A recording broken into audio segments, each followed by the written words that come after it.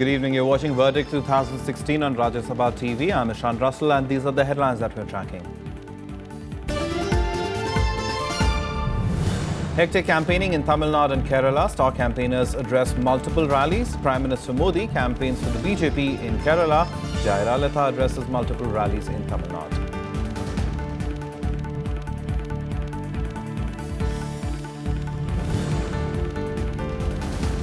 Tamil Nadu Chief Minister Jayalalitha goes the populist route, releases AIA-DMK's election manifesto in Erode district, announces a slew of freebies and welfare measures for the people of the state if her party is voted to power.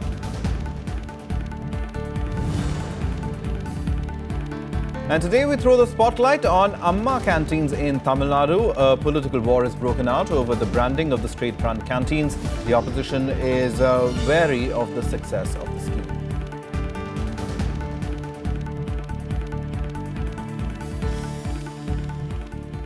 Our top story now, with curtains coming down on the month-long polling process in West Bengal, the focus has now shifted to South India. Star campaigners held multiple rallies in poll-bound states of Tamil Nadu and Kerala. Hectic campaigning was witnessed in Tamil Nadu and Kerala, with the star campaigners addressing multiple rallies and indulging in mudslinging. Prime Minister Narendra Modi took the attack to the UDF and LDF while addressing a rally in Palakkad in Kerala. Home Minister Rajnath Singh too addressed rallies for the BJP in the state. मैं हैरान हूं कि God's own country हर हिंदुस्तानी ये बात बताते समय इतना गर्व महसूस करता है, इतना अभिमान महसूस करता है, लेकिन पिछले 60 साल तक जिन्होंने यहां राज किया है, सिवाय केरल को बर्बाद करने के कुछ नहीं किया। मेरे बहनों भाइयों, यदि आप लोगों ने केरला असेंबली में बीजेपी लेडी एनडीए को स्ट्रेंथ दी, यदि ताकत दी, तो हम केरल को एलडीएफ और यूडीएफ का फुटबॉल नहीं बनने देंगे, बल्कि हम केरल को सिर पर बैठाएंगे और अपने गले से लगाएंगे। Meanwhile, in Tamil Nadu, Chief Minister Jayalalitha addressed multiple rallies a day after the party released its manifesto for the state. The Prime Minister too hit the campaign trail in Tamil Nadu, where he addressed a rally in Hosur. ஊழலுக்காக கலைக்கப்பட்ட ஒரே ஆட்சி திரு கருணாநிதி தலைமையிலான திமுக ஆட்சிதான். விஞ்ஞான ரீதியாக ஊழல் செய்வதில் வல்லவர் என்ற பட்டத்தை நீதியரசர் சர்க்காரியாவிடமிருந்து அந்த காலத்திலேயே பெற்றவர்தான் திரு Karunanidhi. On Thursday, Congress President Sonia Gandhi and DMK President Karunanidhi shared the dais for the first time in 5 years. The two leaders kicked off the final phase of their campaign for the upcoming assembly elections in Tamil Nadu with an alliance party meet in Chennai.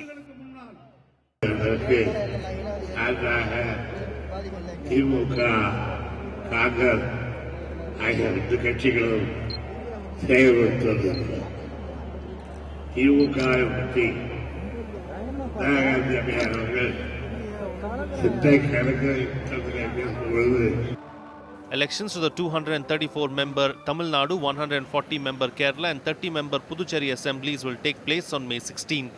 Counting of votes will happen on the 19th of May. Bureau Report, Rajya Sabha Television.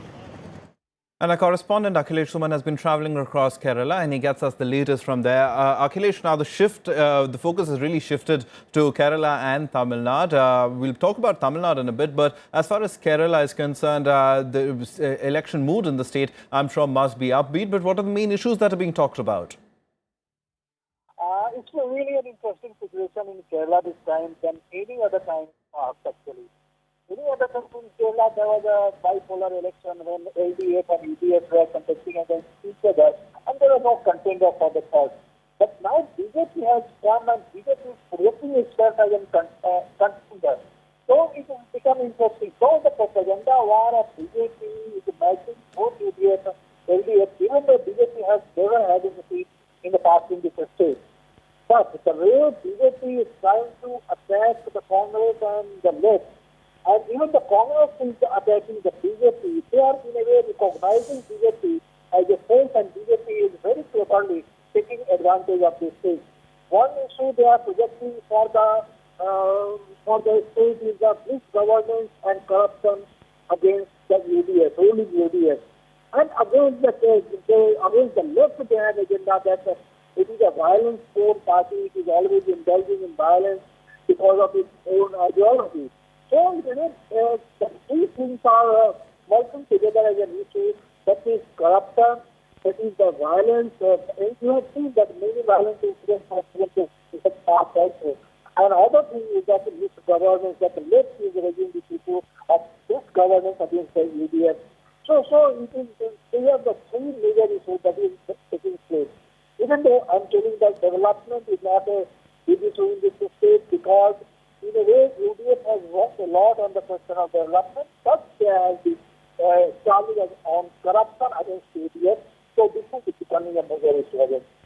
Yeah, Yes, but as far as the issues are concerned, now, Akhilesh, you briefly mentioned of what each party is talking about, but the charge of corruption that is particularly, really dominating the headlines over here in the national media. What about the state media? Because the ruling UDF government has been mired in a lot of corruption controversies there.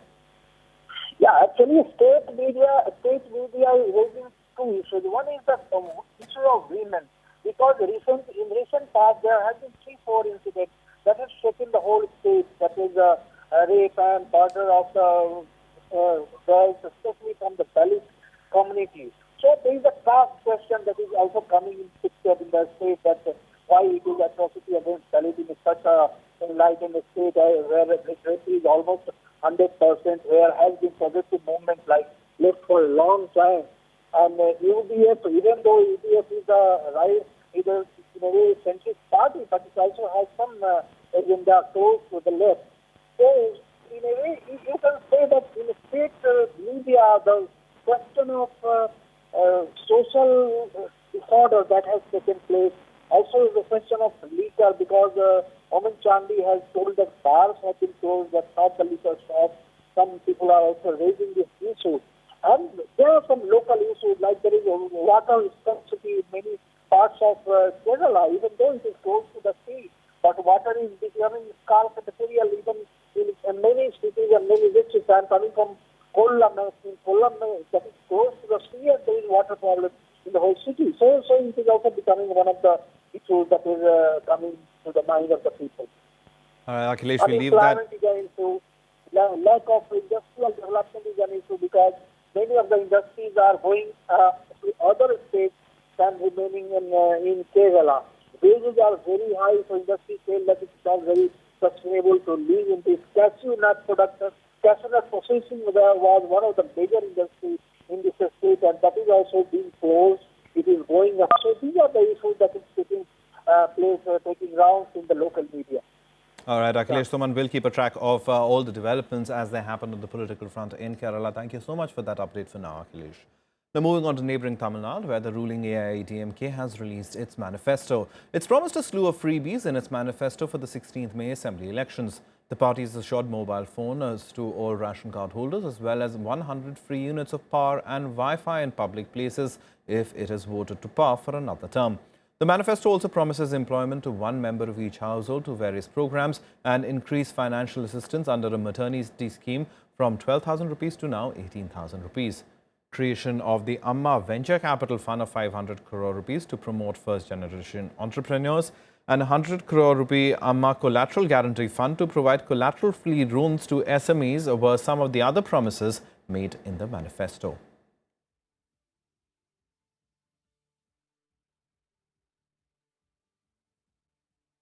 Now, let's go across to editorial consultant of the DNA, Parsa Venkateshwara Rao Jr. He joins us on the phone line. Parsa, the freebies, of course, were expected, but as far as the electorate is concerned, how did they choose in Tamil Nadu? Because on one hand, you have one party promising the world and the other party promising a little more than that.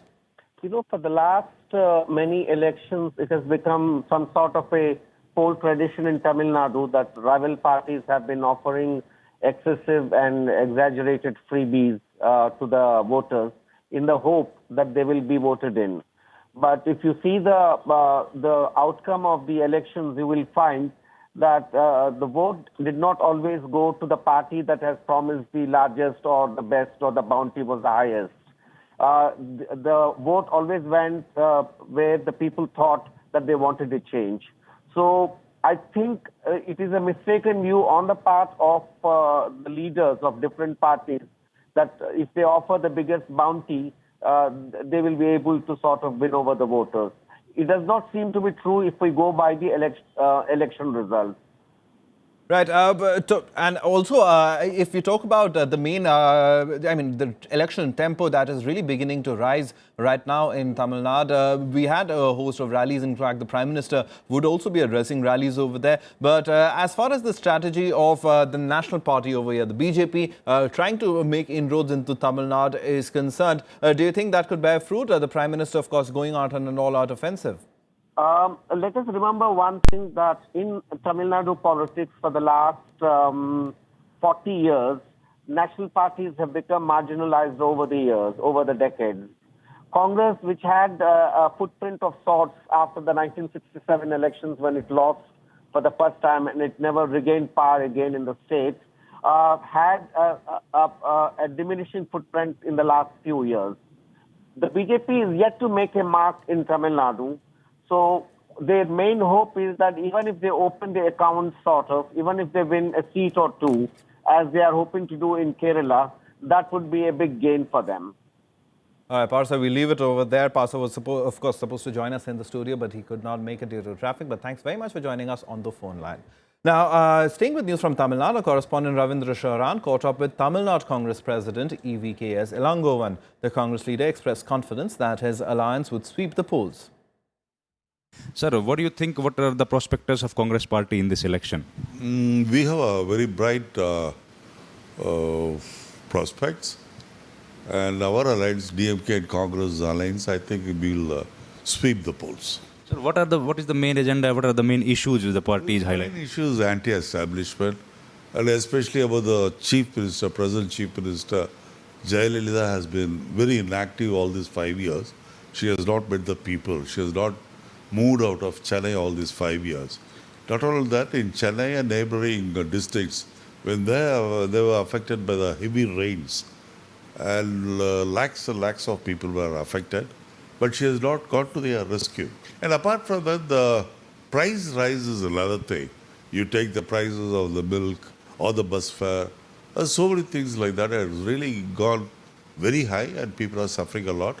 And apart from that, prohibition has become a very big topic in this election, because a lot of people have been suffering because of this liquor. In fact, even a lot of youngsters who are in school also have become addicted to this liquor. So we have promised the people, once our alliance partner DMK forms the government and Karnataka becomes the Chief Minister, first thing we'll be doing is to bring total prohibition in Tamil Nadu. So there is a break of almost 3 years when the Congress party took and DMK split, the alliance split. Now is all the workers are in close coordination with each other after 3 years? Yes, we are in very close with each other. Both the party workers are joined together and they are working hard to get this alliance get elected. Huge amount of cash has been seized by the election commission. The political parties are accusing each other, saying that this is the money belongs to either party. What do you think, sir? The main culprit in this money distribution is AADMK. Even during the last parliament election, money was distributed both by the cops, both by the state police and also the government machinery was used to distribution of the money. But now we have requested the election commission, and we have confidence in the election commission that they will prevent the distribution of money to voters. Lot of officials has also been shifted. This is the first time when we have seen that huge amount of more than 30 top police and administrative official has been shifted. Are you happy with this move of the government? Yeah, we are really happy about the election commission's actions, and we want some more officials also to be transferred, because they've been acting like agents of the ruling AADMK. And I think soon they will also be transferred. Do you think the tradition, the rotation of government in every 5 years will continue this time as well? Definitely, and DMK Congress alliance will cross 200 mark. Time for us to take a short break. On the other side, we'll talk about why is Tamil Nadu opposition scared of the Amma Canteens. More on that on the other side.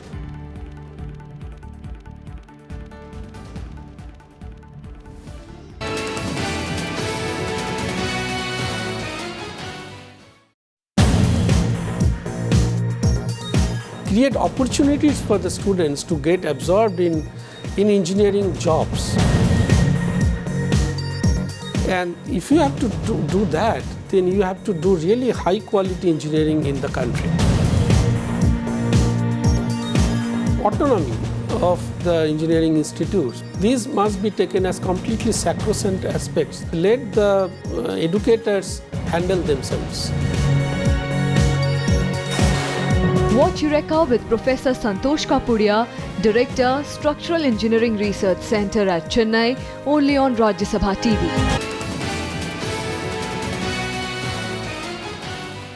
Welcome back. You're watching Verdict 2016.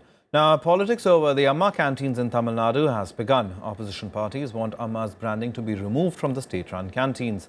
They say just covering the face of the Chief Minister will not do. Be it Chennai or Coimbatore, this is the scene outside every Amma canteen in Tamil Nadu. Because of the cheap meals, people wait in queues for their turn here. The AIDMK is very proud of the success of the scheme. The opposition, however, is unimpressed. பொதுமக்களுக்கு என்ன போய் சேர்ந்திருக்கு உருப்படியானது ஏதாவது போய் சேர்ந்திருக்க பேரளவு அந்த அம்மா அம்மா குடிநீர்னு சொன்னாங்க குடிநீர்ன்றதை விற்கிற ஆட்சி இந்த ஆட்சியே தான் இருக்கு பாதுகாக்கப்பட்ட குடிநீர் எல்லாத்தையும் கொடுப்போம்னு சொன்னாங்க அந்த அம்மா அம்மா உப்பு அம்மா உணவகம் அம்மா குடிநீர் இதெல்லாம் என்ன அப்புறம் அம்மா அம்மா அம்மா அம்மா அம்மான்னு தான் போகலையே என்ன அம்மா செஞ்சுருக்காங்க Especially Amma Unavagam, where we give idli for 1 rupee, chapati for 3 rupees. It is not at all possible anywhere in the world. It is only possible by Puducherry Amma. The canteens serve breakfast and lunch, and the main reason for the popularity of Amma Canteens is the availability of cheap meals. At these canteens, a plate of idli sambar is available for 4 rupees, curd rice for 3 rupees, and dal rice, sambar rice, and lemon rice for just 5 rupees each. Raw material for the food is provided by the corporation. On a daily basis, more than 900 people eat at each of the Amma canteens. Over 12 women work at these canteens to ensure hygiene. The canteens are opened at public places like bus stands, railway stations and hospitals. 7 to 10:30. For members eating 300. Amma Canteens in Tamil Nadu were started in 2013. The canteens have given more than 5,000 women employment who earn 10,000 rupees per month. More than 3 lakh people have food every day in Chennai's Amma Canteens. Passenger, driver, conductor. I am so happy. Supply. I am very happy. 4 to 10, 6 members. 9 a.m. to 6 members, lunch prepared. Sambar சாதம் தயிர் சாதம் சூப்பராக இருக்குது சாம்பார் சாதம் 4 rupees தயிர் சாதம் 3 rupees. Many analysts believe the AIDMK's success in Tamil Nadu can be attributed to the success of the Amma Canteens in the state. Kriti Mishra's report for Rajya Sabha TV. Now, tourism is the biggest industry in election-bound Puducherry. This time, it has become a big issue with voters who feel that the government is not doing enough to promote it.